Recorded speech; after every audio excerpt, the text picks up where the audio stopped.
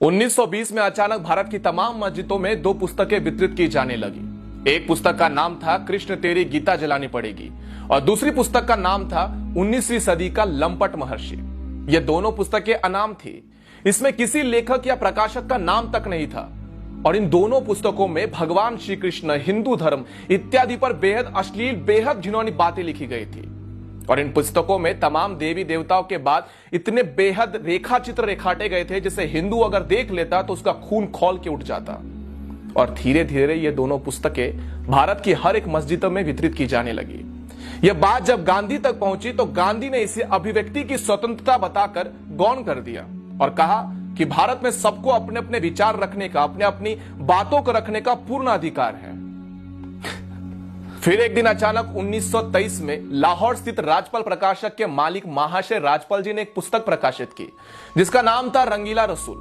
उस पुस्तक के लेखक का नाम गुप्त रखा गया था और लेखक की जगह लिखा गया था दूध का दूध और पानी का पानी। हालांकि उस पुस्तक में असली लेखक पंडित चंपूपति थे जो इस्लाम के जाने माने विद्वान थे।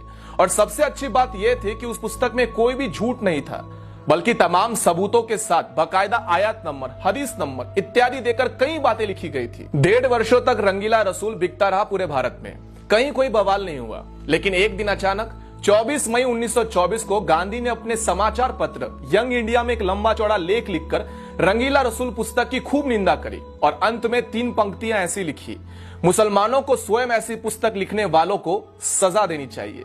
गांधी का यह लेख पढ़कर पूरे भारत के मुसलमान अचानक से भड़क गए और राजपाल प्रकाशक के मालिक महाशय राजपाल जी के ऊपर केवल 3 वर्षों में 5 बार हमले हुए। लेकिन गांधी ने एक बार भी हमले की निंदा नहीं की थी। मजे की बात यह है कि कुछ मुस्लिम विद्वानों ने उस पुस्तक रंगीला रसूल का मामला लाहौर उच्च न्यायालय यानी कि हाईकोर्ट में दायर किया। हाईकोर्ट ने 4 इस्लामिक विद्वानों को न्यायालय में खड़ा करके उनसे पूछा कि उस पुस्तक में ऐसी कौन सी पंक्ति है जो सही नहीं, आप स्वयं बता दीजिए। चारों इस्लामिक विद्वान इस बात पर पूरी तरह से सहमत थे कि इस पुस्तक में कोई गलत बात नहीं लिखी गई। फिर लाहौर उच्च न्यायालय ने महाशय राजपाल जी पर मुकदमा खारिज कर दिया और उन्हें बाइज्जत बरी कर दिया। फिर उसके बाद 30 अगस्त 1924 को गांधी ने यंग इंडिया समाचार पत्र में एक और भड़काने वाला लेख लिखा और इस लेख में उन्होंने इशारों में ऐसा लिखा था कि जब व्यक्ति को न्यायालय से न्याय नहीं मिले तब उसे अपने आप प्रयास करके न्याय ले लेना चाहिए। उसके बाद महाशय राजपाल जी के ऊपर 2 बार और हमले का प्रयास हुआ और अंत में 6 अप्रैल 1929 का हमला जानलेवा साबित हुआ जिसमें मोहम्मद इल्म दीन नामक एक युवक ने गदा से महाशय राजपाल जी के ऊपर कई बार वार किए जिनसे उनकी मौत हो गई थी। जिस दिन उनकी हत्या हुई उसके 4 दिन बाद गांधी लाहौर में थे। लेकिन गांधी महाशय राजपाल जी के घर पर शोक प्रकट करने नहीं गए और ना ही अपने किसी संपादकीय में महाशय राजपाल जी की हत्या की निंदा की।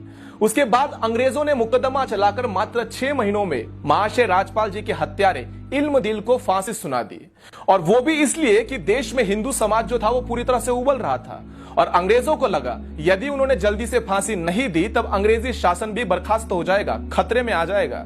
उसके बाद 4 जून 1929 को गांधी ने अंग्रेज वाइसरॉय को चिट्ठी लिखकर महाशय राजपाल जी के हत्यारे की फांसी की सजा को माफ करने की अनुरोध किया था। और इसके अगले ही दिन अपने समाचार पत्र यंग इंडिया में एक लेख लिखते हुए जिसमें गांधी ने यह साबित करने का प्रयत्न किया था कि हत्यारा तो निर्दोष है, नादान है, क्योंकि उसे अपने मजहब का अपमान सहन नहीं हुआ और उसने गुस्से में आकर यह हत्या करने का निर्णय ले लिया।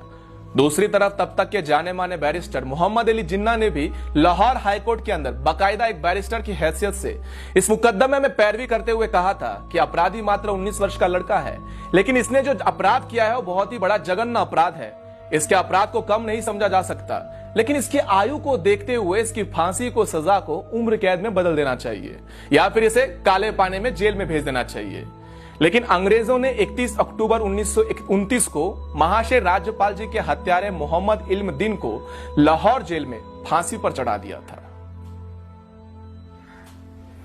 बापू, तुम्हारा अहिंसा का पाठ एक तरफा था।